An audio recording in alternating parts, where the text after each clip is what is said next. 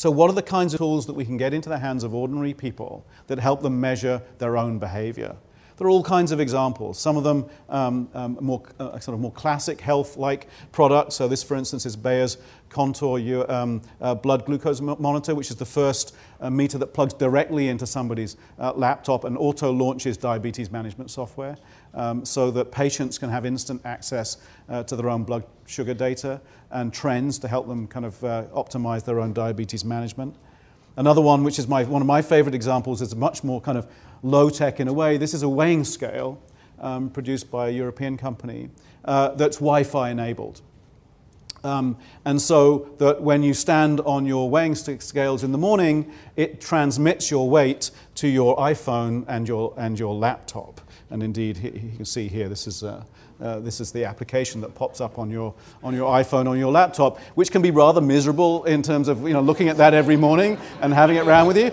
But on the other hand, there's no getting away from the fact you actually know what your weight has been, and more importantly, what the trend has been. And of course, again, in terms of when it comes to reminding people about behavior, it's often trends that are more important than the point data.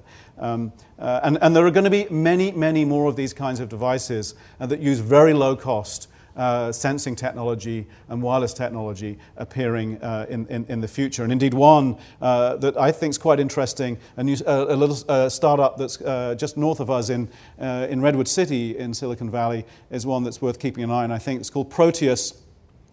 And they've developed a technology for making edible antennae to go into pills, so that when combined with a sort of little body-worn patch, every time you take a pill, the patch knows exactly that you've taken the pill, what your body temperature was when you took the pill, what your heart rate was when you took the pill, what your physical attitude was when you took the pill, a whole bunch of data that's then collected and again can be delivered both to physicians and patients. These kinds of technologies are going to start to create some interesting things and some sort of potential for interesting new services. So measurement's important. Fourth one is one that I think is a sort of very human idea, which is as much as we may want to change our behavior, we have a really hard time balancing what we might call our impulsive selves and our considered selves. Our own irrationality, if you like, is one of the biggest challenges to behavior change. I think the classical economists have rather got it wrong, that we do not behave in our own self-interest a lot of the time, especially when our emotions get in the way. I mean, we're not thinking about how likely it is we are to have a heart attack when that big piece of chocolate cake arrives in front of us after dinner. So one of the tricks, I think, to designing for behavior change is to give people a chance to reflect and consider their behavior in order to make better choices, to actually sort of reduce the number of times when perhaps they behave just impulsively.